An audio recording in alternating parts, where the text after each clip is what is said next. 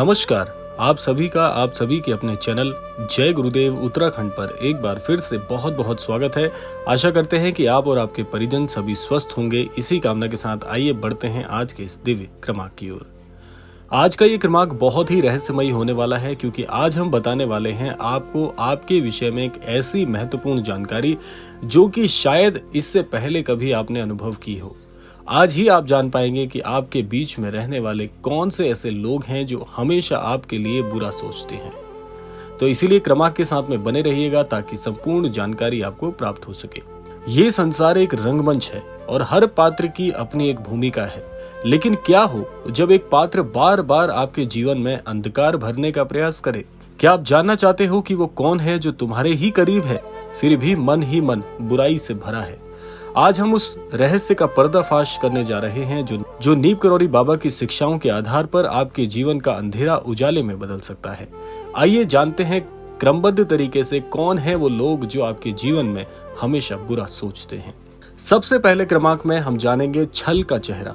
नीम करौरी बाबा कहते थे, जो तुम्हें बार बार गिरते देखना चाहते हैं वो तुम्हारे सबसे पास हो सकता है। इसके लिए एक बहुत ही अद्भुत प्रसंग है। यहाँ पर गांव में एक युवक था अर्जुन, भक्त था बाबा जी का, लेकिन उसके आसपास एक मित्र था जिसका नाम रमेश था, जो हर समय अर्जुन की तरक्की से जलता था। बाहर से हंसता लेकिन भीतर से भीतर बद्दुआएं उसे देता। ऐसे लोग मुस्कान की आड़ में छिपे होते हैं और बाबा कहते हैं मनुष्य के कर्म नहीं, केवल भाव ही देखने चाहिए।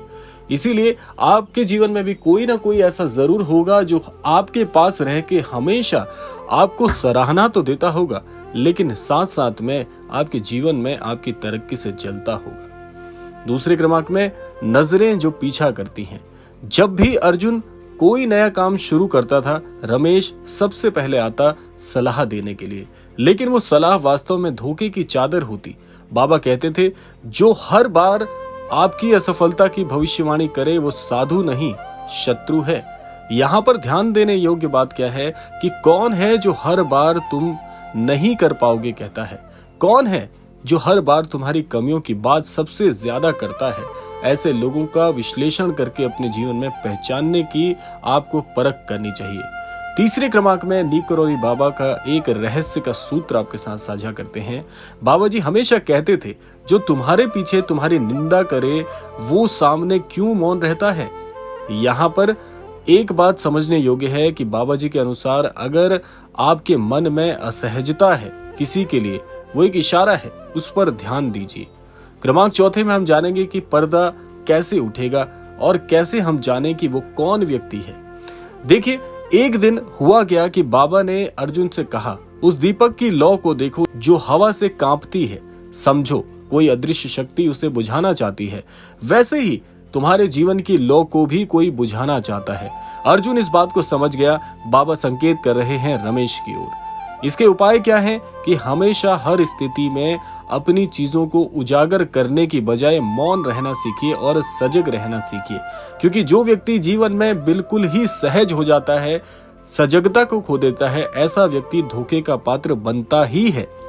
और इसके लिए आप दो उपाय कर सकते हैं। या तो अपनी वाणी में ज्यादातर मौन रहिए, अपने जीवन में करने वाले कार्यों को, अपने जीवन में लेने वाले बड़े निर्णयों को हमेशा हमेशा स्वयं तक सीमित रखिए और सजग रहिए।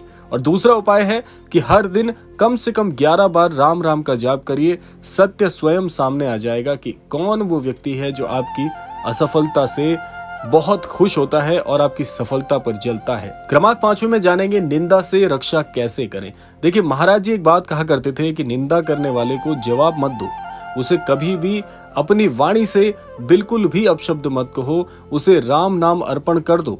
यानी कि प्रयोगात्मक उपाय बताएंगे। पहला है, हर सुबह 3 मिनट ध्यान करें कि मेरे शत्रु का भी कल्याण हो।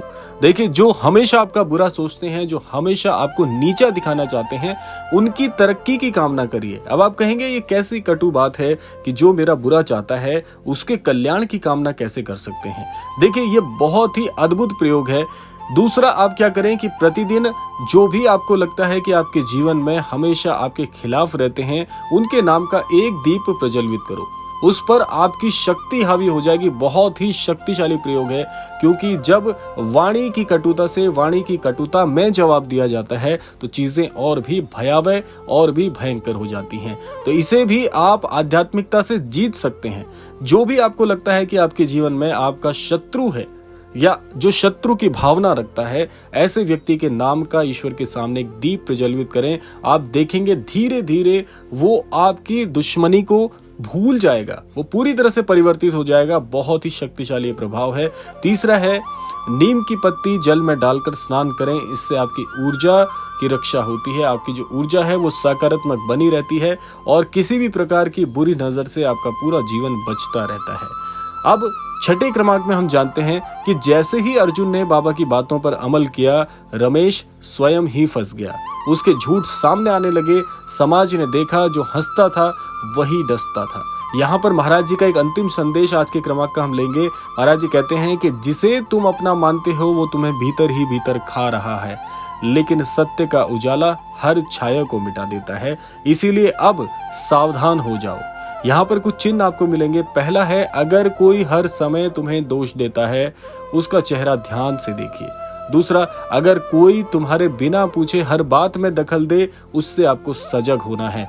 अगर कोई हमेशा नकारात्मक सलाह दे, उससे दूरी बना लीजिए। महाराज जी की शिक्षाएं हैं कि राम नाम का कवच यदि जो व्यक्ति धारण कर लेता है, जिस पर ये है राम नाम का कवच, उसे कोई हानि नहीं पहुंचा सकता, क्योंकि केवल और केवल राम नाम ही समाधान है। नीम करौली बाबा के अनुसार दुनिया में कई नकाबपोश चेहरे होंगे, लेकिन अगर आपके पास श्रद्धा है, सजगता है, राम नाम है, तो कोई तुम्हारा कुछ भी नहीं बिगाड़ सकता। तो आज ये पर्दा उठ गया कि वो इंसान जो हमेशा आपके बारे में बुरा ही सोचता है, अब सामने आ जाएगा। बस तुम अब सावधान हो जाओ और बाबा का स्मरण करते रहो। इसीलिए कहा जाता है कि जो व्यक्ति जीवन में सजगता से आगे बढ़ते हैं, जो व्यक्ति हमेशा ईश्वर की छत्र छाया में रहते हैं, अपने गुरु की बात को अमल करते हैं, अपने गुरु के उपदेशों को अपनाते हैं, ऐसे व्यक्ति जीवन में कभी भी किसी प्रकार के छल कपट का शिकार नहीं होते, बल्कि ऐसे लोग हमेशा, जो लोग उनसे दुश्मनी भी करते हैं, उन्हें भी मित्रता में परिवर्तित कर देते हैं। इतना अद्भुत प्रभाव हो जाता है महाराज जी के अनन्य भक्तों का, जो महाराज जी की शिक्षाओं के अनुरूप जीवन में आगे बढ़ते हैं। तो आज के क्रमांक के माध्यम से यही आपको बताने का प्रयास किया गया है कि आप अपने दुश्मनों से भी मित्रता का भाव रखें। देखना, हर व्यक्ति प्रेम के भाव से परिवर्तित होने की सामर्थ्य रखता है। तो ये था आज का अद्भुत क्रमांक। आशा करते हैं क्रमांक आप सबके लिए फलदायी हो। इसी कामना के साथ समय आ गया है विदा लेने का, और विदा लेने से पूर्व समय है रोजाना की प्रार्थना का। यही प्रार्थना करना चाहूंगा कि श्री महाराज जी सभी को सन्मति और सद्बुद्धि की प्राप्ति कराएं और इस संपूर्ण सृष्टि का, इस संपूर्ण लोक का कल्याण हो। इसी कामना के साथ विदा लेते हैं। मिलते हैं अगले क्रमांक में। तब तक के लिए जय श्री राम, जय गुरुदेव, जय उत्तराखंड।